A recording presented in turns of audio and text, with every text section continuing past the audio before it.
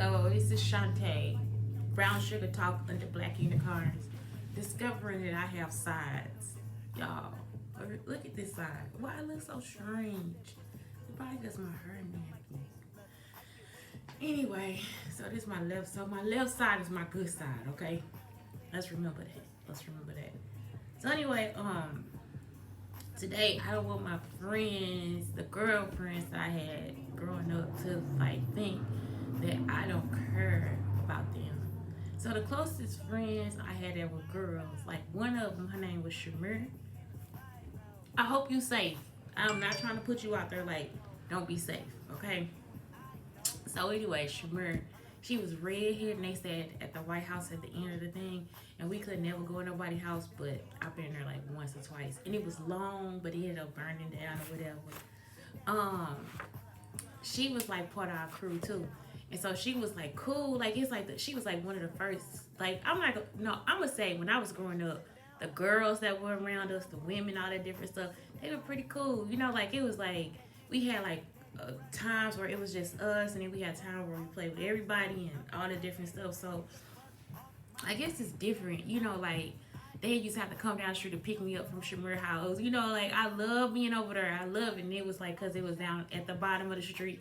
It was like straight across, like just like, it just ended our street. It's like it blocked it in. You know, they house kind of like blocked the street in. So I used to like, what is it? Ain't your mama pretty? She got meatballs in her titties. You know, we didn't always have to play jump rope.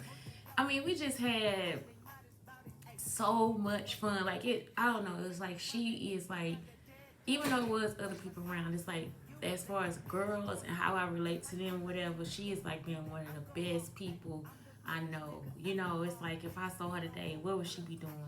What would she be doing? And she was a redhead too. I think like close to albino, but yeah, she was a redhead, like a true redhead. Like ain't nobody do that. Her hair was like fiery red, light skin, and that's probably why I like y'all. That's why I like Freckles so much. She had freckles for days. I mean, she was just so pretty to me. Like she was just an anomaly, a gorgeous anomaly. It's just like, and she was my friend. You know, it's like so my friend. And then it was Teravana, but Teravana was a girl. And Marquita, she was saying they was girls. You know, like it's like they like pretty nails and Barbie dolls and playing house, and I like playing school, and I like being a boss, and I like, you know, like it's like I like to read and stuff. So it's like they weren't really, they were my friends, but, and I loved them the same, but it's just like I knew that one day it wasn't gonna be the same for us no more, because they were like real girls. Like they probably women now. Like they probably look like girls, but they you know, they probably women now. Like I'm pretty sure they probably do their hair and put on their makeup in the morning and make sure they got all their curves showing and all the, you know. So yeah, they were kind of different for me. And then Cece, she was like a good friend to me. And it was another friend I had. Her name was Alana, and she was a lesbian. It's like, where are you at, Alana? And she was in college, and she left college, and she was pretty too. She was a thick girl, light skin. She was so cute. Oh my God, so cute. So yeah, Shamir is the reason why I love Freckles today. An elementary friend. You just like, oh my God, so cute, so fucking adorable, so fucking adorable. The just a natural fucking redhead. Out of all the black hair, brown eyed kids at that school, a natural redhead with freckles. So crazy. And I think it was like some people in her family was like that too. And I remember her dad. Her dad was like tall. Mom and dad at home. Like that's how most of us were. Like we had a man and a woman at home, mom and dad at home. And if it wasn't, it was like a father figure, like an uncle or like somebody that stayed with them, whatever. And all of us stayed because it was like Reagan was president, so all of us kind of stayed in like bunches at our houses. Like it was just more than one family at a house, sort of like what in the 1920s, because I think it was like kind of another part of a depression. I think it was like where because we had to wait in line for government cheese and milk and all that stuff and boxed milk and all that. So it was like another hard time for the United States. I think we was at war with Russia. It was like a lot of stuff going on, but it was so cozy to be at home. And we used to have like blackouts, like where we had to unplug the phone from the wall and like sit down and wait for the storm to pass or wait for the power to come on. And it just became, I think it made us more creative for real, because we used to have to play like cards. You used to have to play with cards and blocks. I had a lot of blocks. Blocks are expensive. I want some more blocks. They are so expensive. But yeah, like in the Lincoln Logs, but we didn't have, I don't think we had Lincoln Logs, but we had cards and blocks. So that was like my favorite things because I could like create houses and build other towers and stuff. So I love stuff like that. I don't know. I was just like that. I was already a STEAM kid. I was a STEAM kid.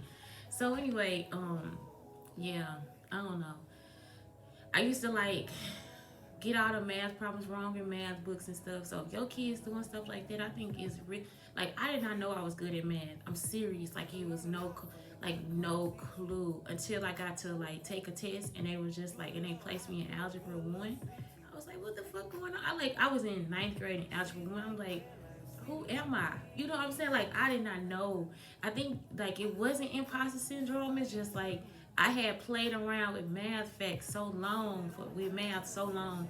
Like I tell people, I'm like, I didn't even know my timetable. Seriously, I'm serious. I didn't know my timetables until I got to like algebra 2 or something like that. Like I did not know them. Like off the top of my head, I didn't. I just had no clue.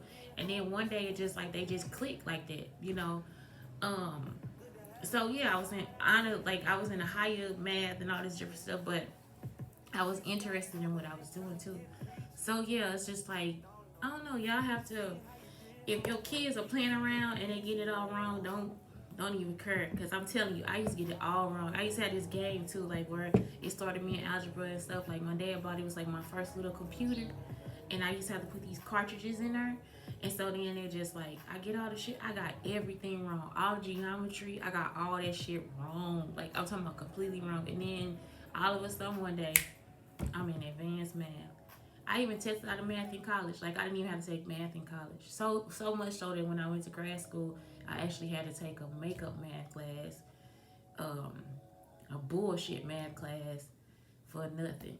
Basically nothing. It wasn't nothing. The same thing with math 101. Like what the fuck is this? It's just a bunch of math puzzles. Like who made this fucking class? You have to love numbers to take math 101. But anyway, yeah, so it was I just really um math was my strong suit. It still is sorta. I sort of forget some stuff, but then it's like when I get it right, I'm like, oh, I remember. My old ass remembers. This old ass, it remembers. It remembers the numbers. But yeah, so it's hard for me to teach it sometimes too, cause it's like I said, it's just like I know how to do it, but it's probably from rote memory, from like getting all the shit wrong all the time. I'm talking about I finished that motherfucker. I mean every fucking I just didn't know what the fuck to do. And I think it was just because it was like put in front of me at an early age that I got a chance to do it. So I hope my kids, like I got in trouble. Like one lady, she was mad at me at the school because she was like, this ain't even they teaks. And it's like, so, like they still learning it. Like they passed this shit. Like the stuff they was had. Some of the kids in third grade, they didn't, it was simple to them to do math. Like, so it's like, why not get on something that's challenging? And they already know, like algebra is a teak. They start learning algebra in kindergarten. So I'm like, let me just start teaching them algebra too. So I had a group of math students that I just started teaching algebra to, because I know, like, it's like, because I was like presented with that at first, and now it's like I'm almost a mathematician. And the girls, for real, they like science and stuff, and numbers probably come easy to them. So it's always strange to me when students don't know numbers. I was like, what the fuck wrong with him? Like, I know they used to be like, this girl don't know nothing. I don't like, when it came to the kids and stuff, like when they had problems like that, I used to have to like look it up. Like, are you serious? Like, he don't know nothing. Like, he don't know none of it. He don't know how to add or subtract. And I got to teach him basic math. Oh, shit. I was like, what the fuck is this? I mean, I had the hardest time teaching basic math. Like, I mean, like so much so I would sweat. I hated teaching math, but hopefully they got through. So yeah, I think I taught them algebra because I was more confident about that as opposed to trying to teach just regular math.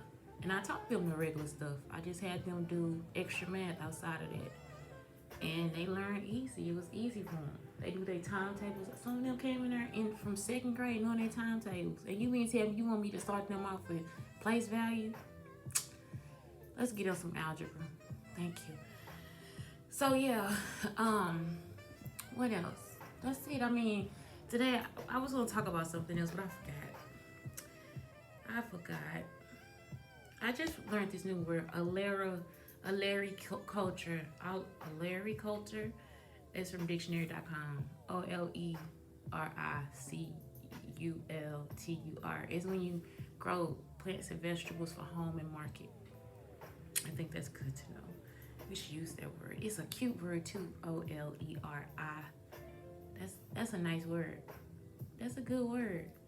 I like the idea of Oleri. Don't y'all see that as like a font, like close, like kind of close together, and like an oval O, not an oval O, like a square, like Oleri, like fat letters. I love it. I love it. I love it. I love. So yeah, yesterday was like all about the bonds we create with people and stuff. But yeah, seriously, 5 women, 5. Like, not to say that the other women didn't influence my life. Like, I know I talk about them a lot, but as far as like being close to somebody and like being girly and all that stuff, like they were it. Like they were truly it. And so, not as close to Teravana as everybody else, but and that's it, you know. So I don't know. It's just they were it. They were loves.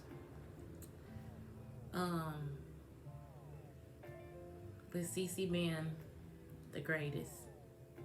I hope somebody hugs CC. If you ever see her, hug her. Y'all hear me? If she'll let you, because she'll be like, wait a minute, I don't know. Y'all, that's why I like CC. She's just so upfront. She's like, nah, I don't know you. And she seems so nice and sweet. Like, it's like, you know, you feel like, oh my God, we could just, she's so sweet. I could just hang out with dogs. CC like, like, she's just so, she particular. She picky. I like it. I like it. So anyway, I think that's my show today. It's just like, have good bonds and watch your kids. Like, make sure that they creating good bonds with people and stuff too. I mean, I think that's important. It's actually important for their learning as well as like learn new skills and stuff like that. Being more adventurous. If you have a kid that's not adventurous, you put them with a kid that is adventurous, and then you'll see the change. I had a turn. Okay. So yeah, you put them with a kid that is adventurous, and you'll see the change. Like just different types of kids that move into their personality, so that they are more apt to take chances and look at the world differently and things like that. Difference makes the world go round. It really does. So anyway, Shantae Brown Sugar Talk on the Black Unicorn is telling you, please, please, please have a great day.